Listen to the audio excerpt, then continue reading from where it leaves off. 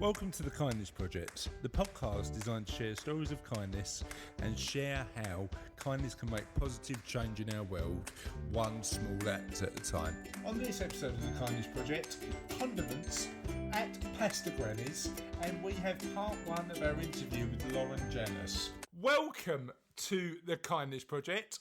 I am joined by the real-life Carmen Sandiego. It's Charlotte Dames. How you doing, Charlotte? I'm not bad, and he's a pretty cool dad, or at least he likes to think so. It's Chris Dames. All worth it for that look on his face. Sorry? I am a pretty cool dad. Well, what is the at least he likes to think so bit? Christ.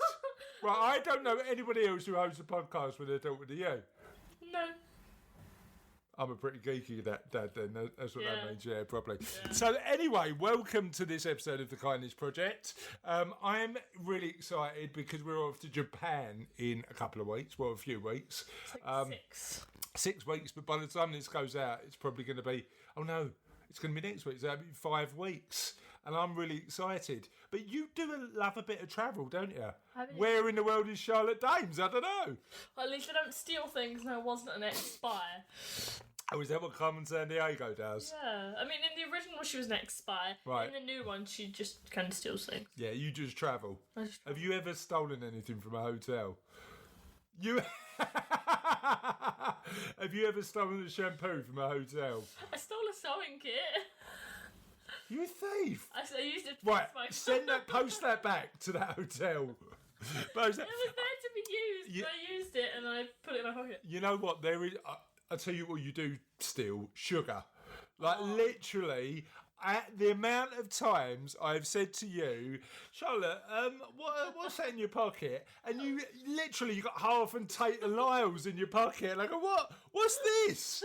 Genuinely, what is this? I was out my school bag the other day, and I just pulling out from this little pocket just salt and salt and salt. Where have you been pinching salt from? McDonald's. You've been pinching salt from McDonald's? Yeah, because I went to McDonald's on the half term once, and I thought I'll just grab some condiments and I just kind of put them in the back pocket of my bag. Right, of course you did, Only every time you go, so that you've got more salt than a salt mine. Literally, you're saltier than a sea dog.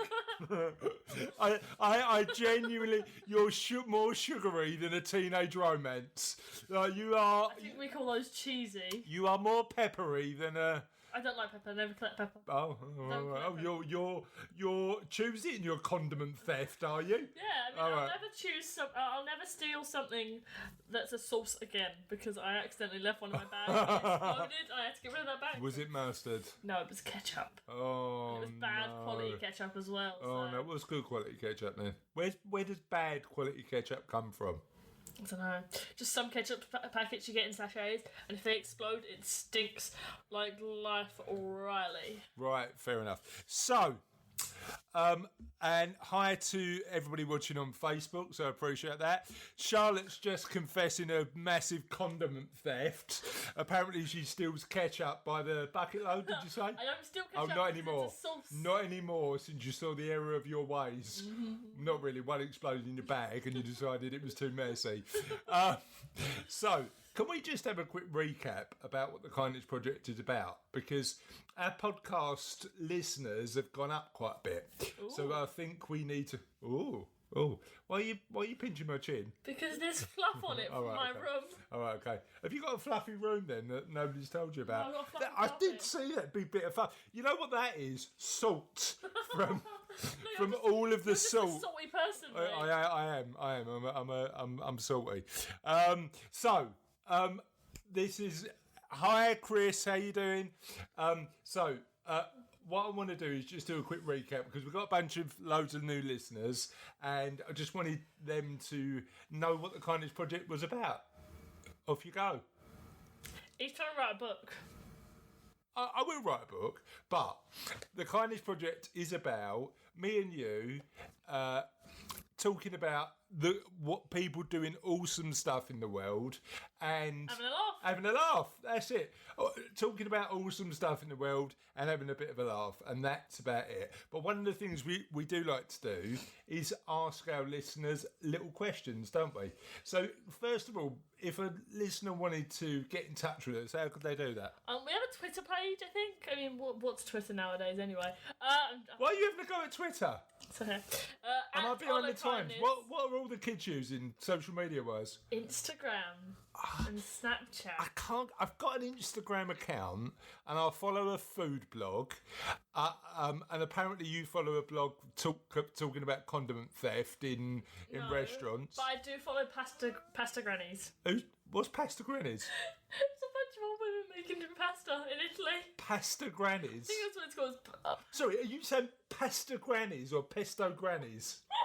Pasta granny. Pasta grannies. Grannies making pasta have got their own Instagram account. Right, talk to me about this. What does it look like? It's just a bunch of old ladies in the kitchen making homemade pasta, and then they serve it, and then it looks tasty. What kind of pasta do they make? All kinds of pasta. I've seen them make loads of pasta. Right, pasta grannies. I think that's what it's called. I am getting Instagram into my life just for a bit of pasta grannies. I wonder if they've got a website, pastagrannies.com. Pasta grannies. I also follow loads of like comics. I kind of just sit and read them sometimes. Gotcha. Like yeah. Okay, fair enough. So, how can people get in touch with us? Have we got Instagram as our webmaster set up? I don't think We don't really use it, do we? No. How about Twitter? Posted on every time we update, and that's about it. Okay, so how about Twitter then? So like we've got a Twitter, and it's at Honor Kindness. Facebook. Yeah. It's the Kindness Project one again. Instagram, it's Honor Kindness. Right. And The email is ola@thekindnessproject.co.uk. you better tell our new listeners, our hundreds of new listeners, about your speech impediment as well, because What one? the one where you can't pronounce a H. Holla, holla, Hola, holla. Ola. Right, just please for me, once, just try the H. Hola. So you can do it if you try, can't you? You know what? This is no word of alarm. so much more fun I'm sure. I know you do. I'm sure I've told you this before, right? But I don't know if I've ever told our listeners about this. But there was a time when I couldn't pronounce my own name. I was young, 27. No, I was young. I was about 4 or 5, right? And my dad used to say to me, "Your name is Christopher." And I used to go, "Yes, Dad, my name is Diggada," right? My name is Diggada. That's what I used to say. So 4 years into my, well, he still does it now. He goes, "All right, Dick." I was like, can I not live down something I did when I was 4? Now I'm 40. That was like 90% of my life ago, and you're still bringing it up. Still calls me Diggada. I don't believe it. Anyway, so the question of the podcast is, where in the world would you never visit, or where would you love to go? Where's the top of your bucket list, and why? I don't want to visit space.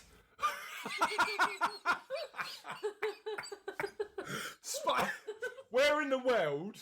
And you big space. Space?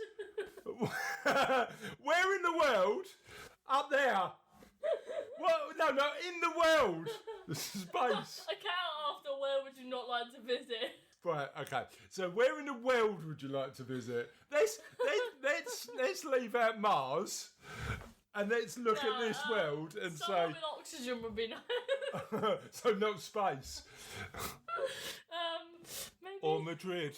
I thought it was Venezuela that didn't have oxygen. And you not make me laugh while I'm drinking tea. Right, where in the world? So not in space, where in the world? Space. The bottom of the ocean. Can you pick somewhere on land? Can you do me a favour and pick somewhere that isn't thousands of miles above or thousands of miles below, but just not on ground, just like somewhere like that? Where would I like to go? Space, the final frontier, just would I- not for Charlotte. I'd like to visit the Earth. I'd like to visit the core of the Earth. Right. Okay, where would you like to go? Is that an easier question? Where would I like to go? To bed. So you won't visit space, but you will stay in bed. Is that where there is quite a lot in between of that? Space and bed. Right. And tell me, why don't you want to visit space? Because I don't want to have to breathe through a mask thingy. A joke. Oh, right, okay. So how are you going to get... So the reason you don't want to go to either the bottom of the ocean or space is because of masks. Is that right? Yeah. Because of masks. Not because like anything else, because you don't like a Yeah, but mask. if it breaks, I die. Yeah, true. But they're pretty good at making them quite robust, aren't they? What if I get hit by a shark or hit by an asteroid? That's...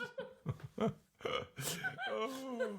Okay, so hopefully, listeners, you've got some more sensible suggestions as opposed to Charlotte's space and the bottom of the ocean as places she doesn't want to visit on the planet. One of them's not even on the planet. I don't know what's going on with that one. So, tell us, please, listeners, where on the planet, not underwater, or not thousands of miles in the sky, would you not like to visit, and would you like to visit? I'd like to watch The Big Bang. That'd be nice. Well, the Big Bang Theory. No, The Big Bang. That might be good. Should we get on with the show? Yup. So, welcome back to Kindness News. And if you were listening last week, we had one story that was really well researched, one story that was shambolically researched, and one story unavailable for legal reasons. Ooh, Shall we? You'll have to listen last week. Shall we try and beat that record this week? Sorry. Child edition. Right. Do you want to do the jingle? Kindness news. Well done. Stop. Oh God. Right. Can you? Right. We are losing listeners by the second. Child edition. Right, go on, give us your first piece of child edition kindness news, which I hope is available for legal reasons. For legal reasons, because I took it straight off our website. You can see it on there. All right, yeah, www.thekindnessproject.co.uk, and if you'd like a nice little Kindness Project t-shirt, www.thekindnessproject.co.uk /merch. Would you like to tell us this story of kindness? Okay. Thousands of children asked for an act of kindness. Okay, fine. Thousands? Was it thousands? Thousands! Right, okay. Poor children, they were being Thousands of children forced to perform an act of kindness. What act of kindness did these thousands of children perform? I'm getting to it. All right. Big Hearted Alison Bunsen is dedicated to making her community more compassionate, one act of kindness at a time. She has been inspired by an international movement to spread kindness, and her new focus is teaching children to be kind. Nice, like it. Alison founded Compassionate Inverclyde. Oh, it's in Inverclyde. So, where is it? Scotland. Where is it? Scotland. Oh, my laptop keeps... It's in Scotland. Yeah, go on. Last year and recently launched a new program called High Five, working with 30 local schools and thousands of primary age children to demonstrate Love it. a simple act of kindness. She developed lesson plans for the schools to implement that is now seeing them create things like kindness quilts and handmade friendship bands. I want some. Love it. I want a handmade friendship band. Can we have a Kindness Project friendship band available at www.thekindnessproject.co.uk /merch? Children are like sponges. If you show them the way they If you squeeze them too hard, they start emitting water.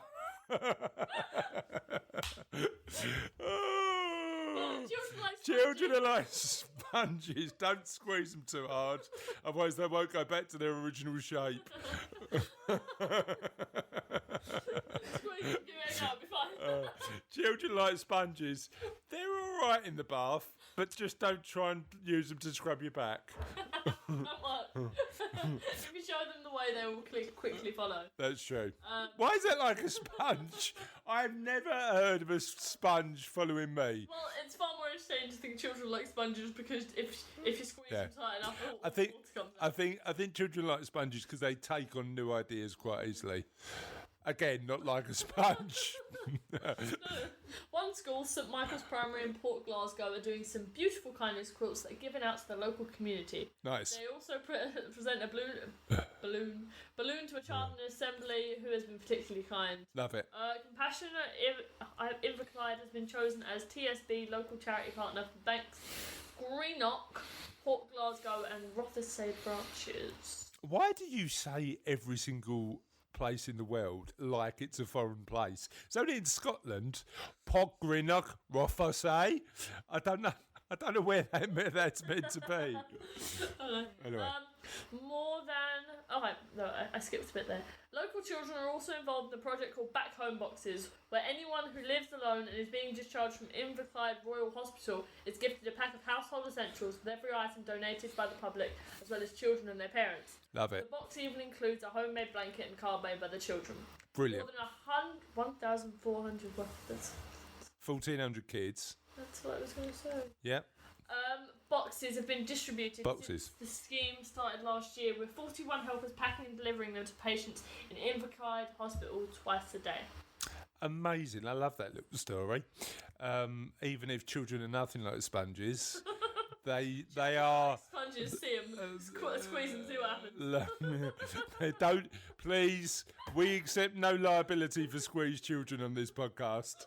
Okay, next. Okay, 7-year-old spreads kindness at school with rocks of encouragement. Oh, I like that. I like the idea. Mate, you're rocking I like the idea of a rock of encouragement. I need Children are like rocks, no sponges. See what happens. Right, talk to throw and see what happens.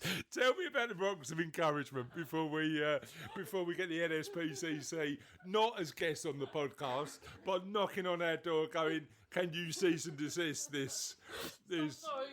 Stop throwing your children and squeezing them." So tell us about the rocks of encouragement. 7-year-old Stephanie Martinez is the reason why...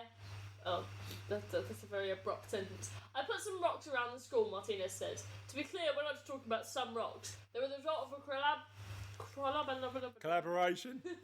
No, I meant a Oh, right. between Martinez and her mother, Rosie Mendez. Okay. Mendez at home had been stressing the importance of kindness to her daughter. Okay. Kindness is contagious. If you are nice to someone, this person is going to be nice to you. So the two came up with the idea of painting rocks with bright colours and writing inspirational messages on them with hope scattering around the school. I love that idea. That's been done plenty of times before, but for a child to do it, what kind of messages does it say?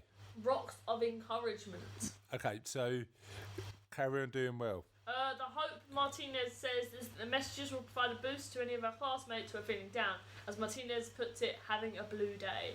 Okay. When someone has a blue day, they can pass by and see the rock, and it's kind of a message to them, and probably they could have a happy day again. I'm curious now, what's written on the rock? It doesn't say, but just rocks of encouragement. What would you put on an encouraging rock? Hang on in there. You're awesome. You're amazing.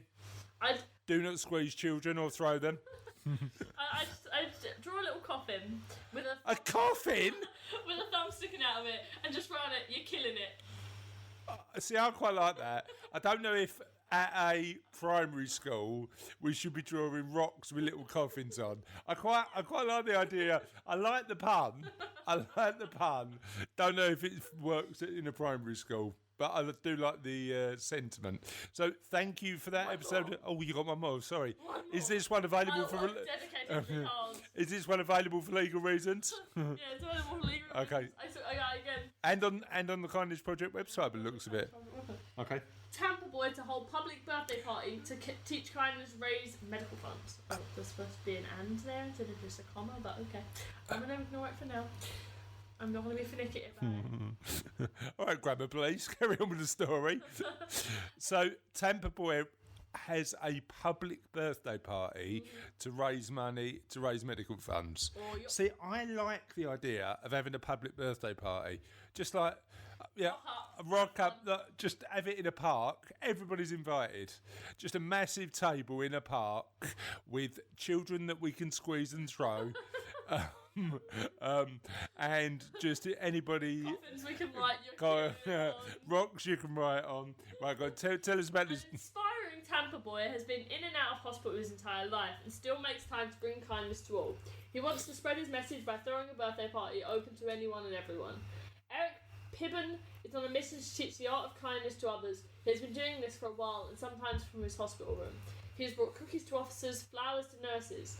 The 12-year-old has had 4 heart surgeries, but still needs more work to his lungs and heart. But there is still time for presents, he says during his visit to Good Day Tampa Bay. His party will be held on February the 3rd from 11 a.m. to 3 p.m. at Old Mickey's Farm in Odessa. Pibbon said there will be cake, superheroes, fun, and most importantly... When is it? There's cake. February 3rd, you missed it. I missed it. Superheroes, fun, and most importantly, activities to teach kindness. It's going to be one of the best birthdays in the world, he said. I rest my case. I'm there next year. If he has I might do my own open birthday party this year and see how it goes. What would you reckon about having a fun? Yeah. Guests will be treated to cupcakes, pizza, and visits from members of the 501st Legion dressed as Star Wars characters. Amazing. There will also be superheroes and princesses from the organisation's costumers with a cause. So my next birthday's 42, Charlotte. Do you reckon I'll be able to get away with having a superhero themed birthday party in a park? Oh, this is what Eric had to say. Eric said he couldn't wait to see Spider-Man and Captain America. His birthday was actually in December, but See, you can do it whenever you want as well. But he didn't get a chance to celebrate because he was in hospital. Oh, he's probably got a better excuse than me then. Okay, fair enough. And I like the idea. Open birthday parties. Open birthday parties. Amazing. Thank you for sharing this week's Kindness News. Thank you for listening, I guess. So, this week's interview. Why are you putting that funny face? It's not a funny face. Is that your normal face? Is that your resting face? Okay, this week we've got an amazing interview with a lady called Lauren Janus. Now, Lauren works as a philanthropic advisor. She helps people decide, effectively, if they want to give to charity and they really care about something, she helps them decide on the best place to give to. Would you like to see the interview? Hear the interview with Lauren? Yes. Cool. Hi, Lauren. How are you? Hi, Chris. I'm good, thank you. Now we've just done that, pretending to our listeners that we hadn't been speaking before we've started the interview, and that always feels a bit disingenuous when I do that. But what I was really pleased to hear is a lovely story about your wallet. So do you mind sharing it before we start with all the questions? Do you want to share that with our listeners? Yeah, of course. So this morning I had left my wallet on the pavement as I was trying to get my son sorted in his car seat. Okay. On the way to school, and then I realized as soon as we got to school that I'd left it on the pavement, and I just thought, oh, all right, what a start to the day. So I came home and canceled all the cards and just kind of thought, well, because when I got back home, it wasn't there, of course. Yeah. And then just 30 minutes ago, somebody rang the doorbell, and this young kid handed me my wallet back. Really so touched and impressed. Look, he gave it back. He could have done it a little while earlier. He could have saved you some effort, couldn't he? True, that is true. But Yeah. I'll give him the benefit of the doubt. Oh, bless him. What did he say when you opened the door? He just said, yeah, I found your purse. Oh, bless. So, yeah, just really nice kid. Oh, good stuff. And did you reckon you left it? Did you leave it on the top of the car and drive off, or did you? I stupidly left it on the ground. Gotcha. So he probably tripped over it on his way there. You know what? How old's your son? 5. 5. Yeah, trying to get a 5-year-old in the early morning into a car to get to school isn't the easiest job in the world. Let's be honest. So you can't really blame yourself, because I think we've all done that. I wanted to invite you on the Kindness Project to talk about the work you do. You're going to articulate it 1,000,000 times better than me. So tell us a little bit about, firstly, you. Sure. Yeah, well, I first want to thank you for having me on, because I really love what you guys are doing on the Kindness Project, and I was really pleased when you reached out, so thank you. You're welcome. So, yeah, I am a philanthropic advisor. So that means that I help people make informed decisions about making charitable donations. Okay. So basically, I help people give their money away in a way that gives them the most kind of joy and empowerment, ideally. Okay. So what that means in practice is I have a company called Thoughtful Philanthropy, and I work primarily with legal and financial advisors, people who work with people throughout their lives, basically. Yeah. And these advisors bring me in when they have clients who are at a stage in their lives when they want to be basically more intentional about their giving. Okay. I do the research for them so they know where they can give, so their money does exactly what they want it to do for the issues that they've chosen that are most important to them. Yep. And how tell us a little bit about you as a person. So you mentioned you've got a 5-year-old. Have you got other children? Yep, I've got a 5-year-old and an almost 6. Well, he's 5, almost 6, and a 2-year-old. 2-year-old. Both boys. And I am a proud, busy mom. I am American. Both my husband and I are American, but both our kids were born here. Okay. So we're kind of a dual nationality family. Okay. That sounds good. And how the boys getting on at school? Great. Okay, good. Yeah, I can't say enough good things about school. Okay. Is the education system different in the States, and how? Yeah, it is slightly. Okay. So my 5-year-old is in P1, obviously, so he would be in kindergarten in the U.S. Yep. And it's just, it's a little bit. I tell my friends I've never been a parent in the U.S., so I don't really know how different it is. I can just remember back when I was young. Yeah. How they did it, and it's largely the same. Okay. At the beginning, but it's just little things like school dinners I don't quite understand yet. Okay. Uniforms, that was a total education to me, but I think I've got it down now. Okay. It's the little things mostly. Okay, fair enough. I still genuinely get confused between England and Scotland, because my eldest daughter's 15, and we were up in Arbroath, Charlotte, who hosts the podcast with me, and we were up in Arbroath on the east coast of Scotland, so a little, because you're in Edinburgh, aren't you? So a little further north of where you are. And Georgia, who's Charlotte's cousin, I said, well, how are you getting on at school? Is it going all right? She went, yeah, next step is going to uppers, and the next step is like sort of this and that. I was like, actually, the system up in Scotland is different to England, and I didn't realise that. I assumed that they go through GCSEs and a similar sort of process. But I think translating the educational systems is going to take me a bit of time to get my head around. You meant Not there yet. no. You've got plenty of time. Certainly, it's interesting though, because they've changed the way they mark GCSEs in England. So it used to be A to E, and now it's 1 to 9. And I think the reason they did that is because there were too many kids getting sort of A's and A stars and like really high grades. So they needed to make it a bit more difficult. So I think the difficult bit is trying to work out, because Charlotte's going to be the first year that they've used this new system, trying to work out what all the numbers mean. So we'll see how we get on with that when it comes through. You mentioned your business, Thoughtful Philanthropy. Now, Lauren, can I just say I won't be saying philanthropy very much, because I don't think in my East End accent I can say it too much without really tripping over my tongue. But tell us a little bit about how the business started, why you wanted to start it, and what the business looks like today. Sure. So I'm from the nonprofit or the charity sector. Okay. That's my background. That's what I went into as soon as I graduated from uni. And I kind of, went through thinking I'm going to be a nonprofiteer is what we called it. Okay.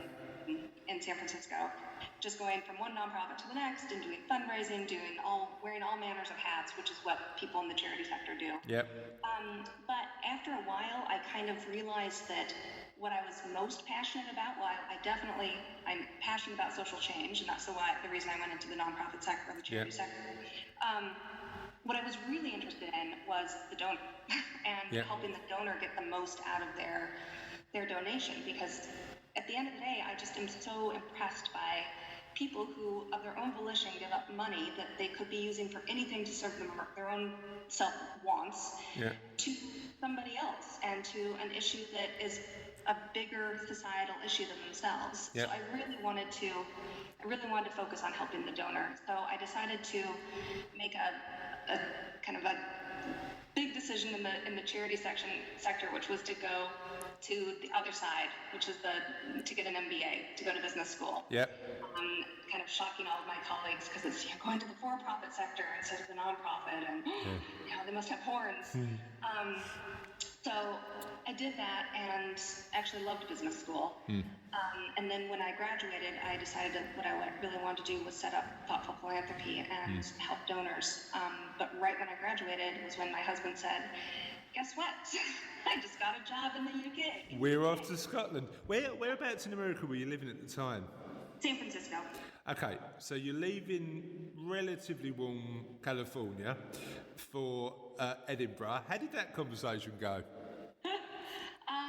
Actually, it was okay because I'm not from San Francisco. I'm from up north in the U.S. and so the weather wasn't so much of a big deal. To be honest with you, the hardest thing to adjust to was the dark.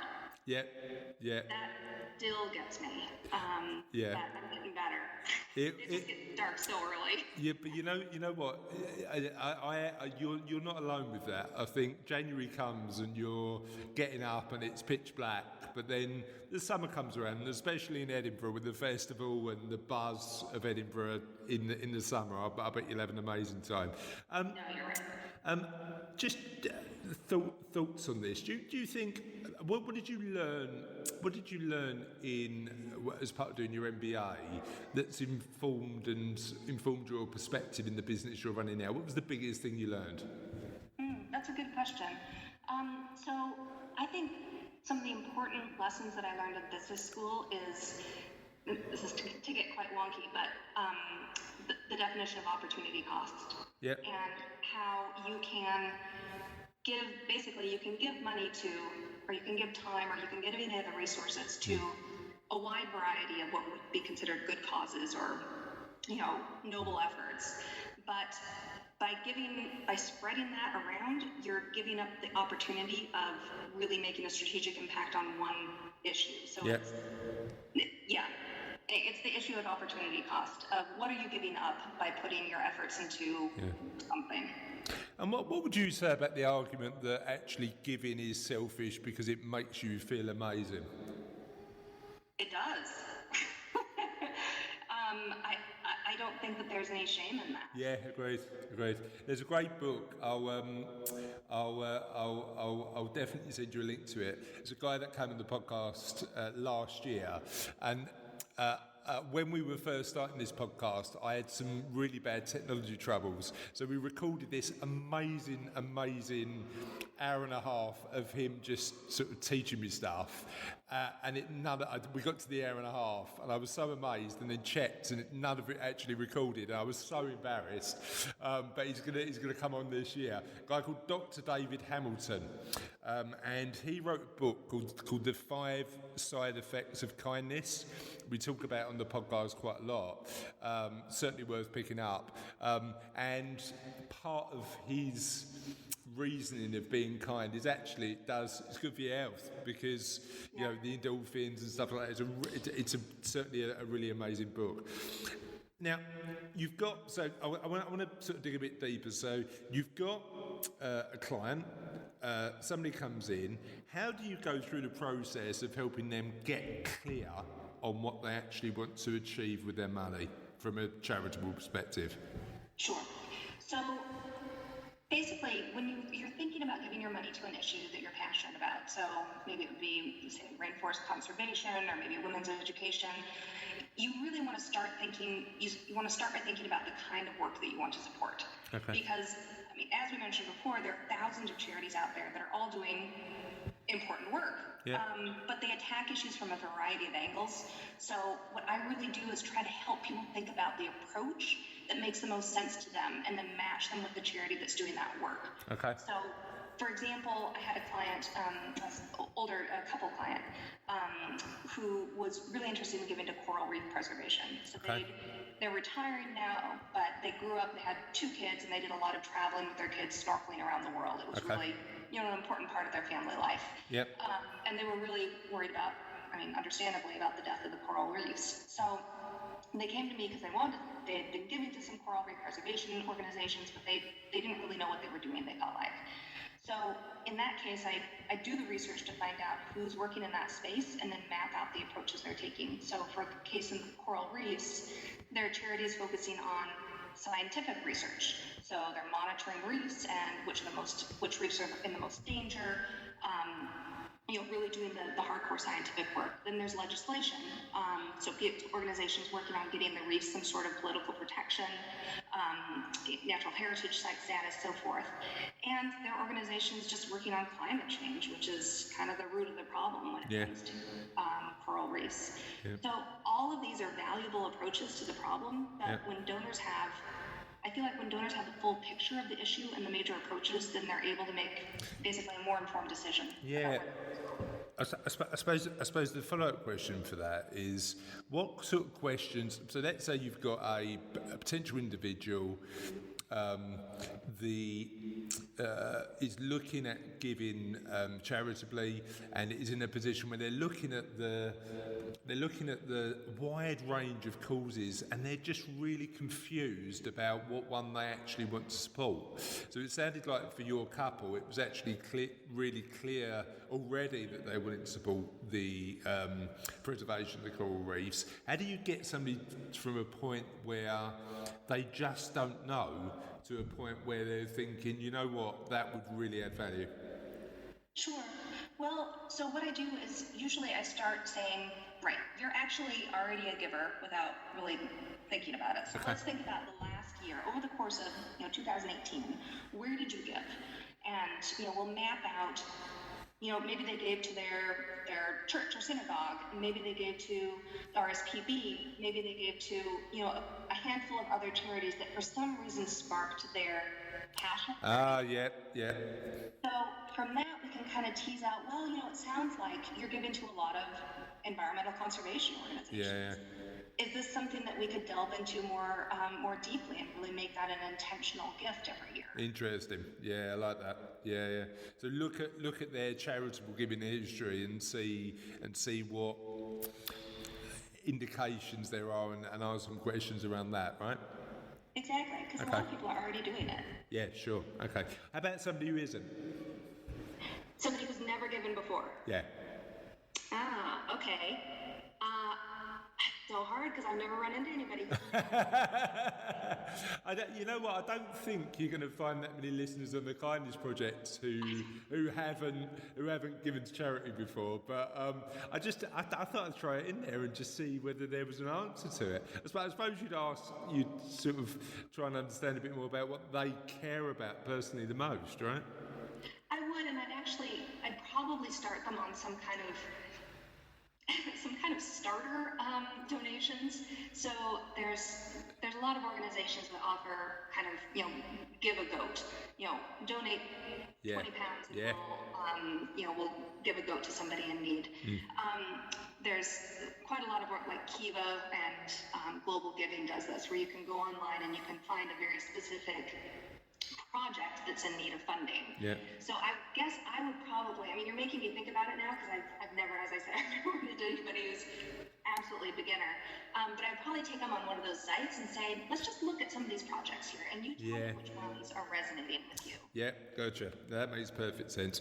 So you've got somebody to a point where sorry for that challenging question, by the way. Sometimes they pop up and I'd rather ask them and understand more. So you've got somebody to a point where they're really clear on where they want to add value by making a donation. How do you go about, what's the process of your research? How do you conduct your research? Basically, I read a whole lot. Yeah. None of the information that I review is anything but publicly available. So I do a lot of reading of annual reports, the websites I check out a lot of books, and then I start talking to the charities themselves. Okay. So I'll bring up specific issues with them, and I'll really grill them about their theory of change. Okay. And really understand what their approach is. Yep.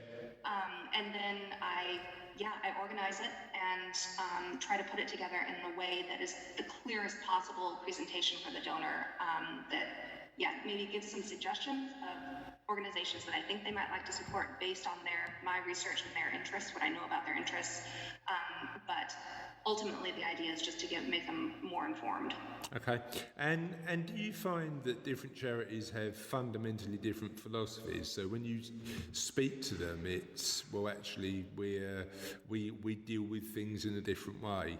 How fundamental do their philosophies tend to differ, or are they pretty similar? It totally depends on the issue. Okay. Yeah. Yeah. So you've done your research. You've spoken to the individual or couple you're looking to help. How do you measure? Because I know a lot of the conversations we have on the podcast, particularly with charities or philanthropic donations, and I'm really pleased I got that word out without getting it wrong. There's a lot of focus now on measuring impact. So how often does that conversation occur with your clients, number one, and how do you frame that when you're talking to clients in terms of the value it's going to add, the value their donations are going to add? Yeah, no, you're spot on with that. Impact is a huge issue in the sector right now, and really rightly so. I mean, at the end of the day, there's a finite amount of good works that charities can do in the world, but limited philanthropic pounds. So the donor has a right to know if the work that the charity is doing is actually addressing the issue it's setting out to solve, or if it's just kind of throwing more money at the problem. The really tricky bit is that impact evaluation in the strictest sense can be quite expensive, and it can also uncover things that sometimes the charity doesn't really want to know. Okay. So many charities will shy away from it. But if I have donors who are really interested in getting kind of the absolute most bang for their buck, I don't know if there's a similar phrase with pounds, but I recommend some of the highly rated charities that are recommended by kind of the really big top evaluative organizations like GiveWell. Yeah. Based in the U.S., they use scientific methods to evaluate the work of charities working pretty much exclusively on health in developing countries. But they can tell you, yes, this is how much, this impact it's making. Yeah. Yeah. So, but if a donor is interested in like more of a complex issue, like, I don't know, mental health in the UK or something, I'd encourage them to really step back and first really work to understand the issue and the main avenues for addressing it. Yep. So if they feel that supporting a charity working on maybe one aspect of mental health care is most meaningful to them, then they should fund it. Philanthropy is really about connecting, at the end of the day, your values with your money, and it should feel good to you and the people you're helping. So impact is good, but it's not the be-all and end-all. So that was Lauren's interview. What did you think? Cool. Good. We've got part 2 coming up next week, but that was quite a nice one, wasn't it? Yes. Cool.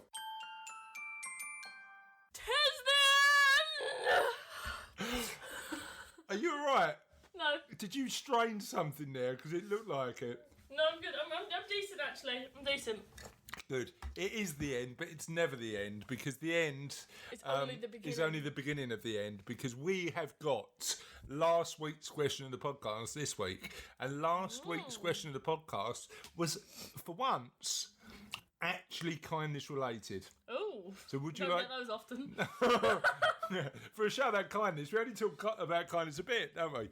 So last week's question of the week was, if somebody gave you £1 million!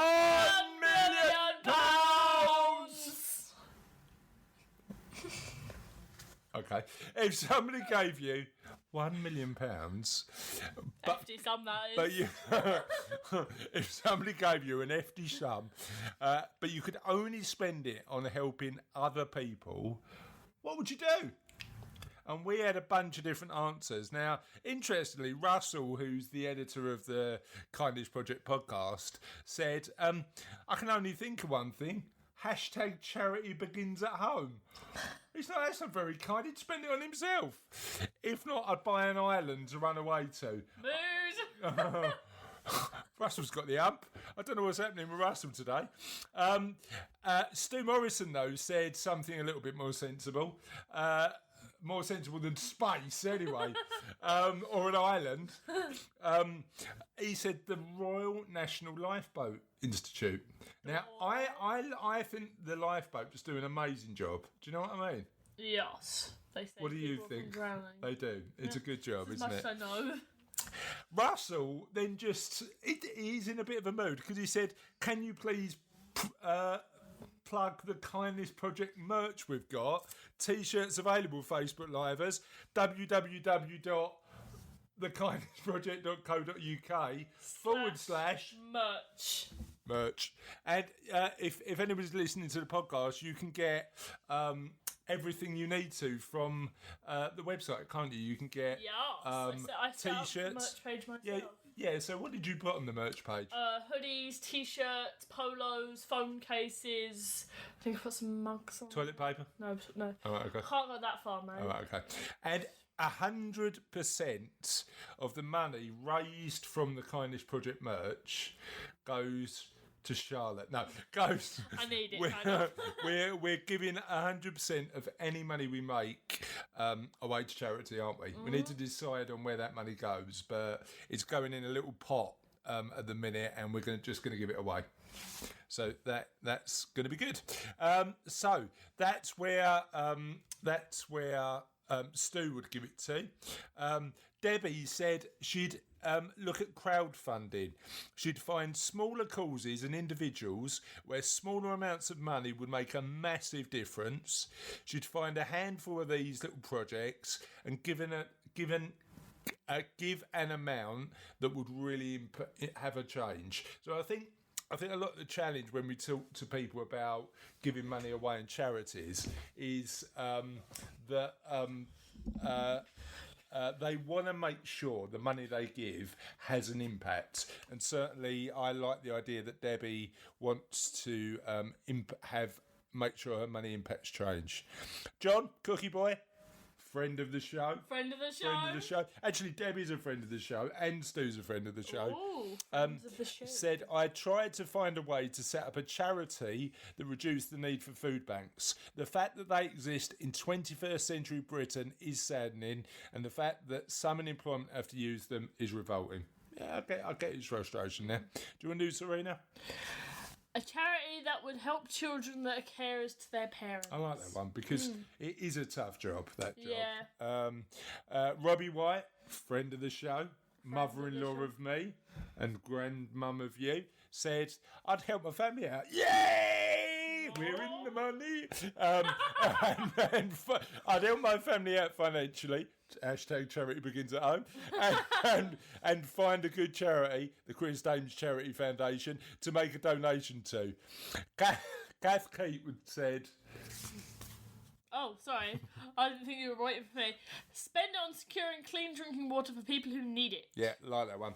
And Karina Murray said education skills, teach a man to fish and all that. You know that? phrase, don't you? Yeah, teach him how to fish, and he can sustain himself alive or something like that. Kath Knowles, Dr. Catherine Knowles, at Catherine Cura on Twitter, said, "Are kids' futures allowed? I'd max out my pensions for kids for the year, invest in ISAs for their tuition or house deposit, and if I had some money left over, I'd split it between Great Ormond Street and the NSPCC." I like that. So a little bit of charity begins at home. A little bit of I'd have some money spare to make sure that the other kids are all right. Alan Wealth Kid on Twitter. I'll get my W out in a minute. Said, "I would help set up centres where young adults, 16 to 25-year-olds, are taught employability skills. I would also try and set up a centre where the less well off can see investing in yourself and learning how to manage your money habits can lead to a better life." What do you think of that one? It's a good idea. It's a decent idea. Good. And that's it for the comments on this week's last week's question in the podcast. So that's it. Until next week. Bye. See you next time. Bye.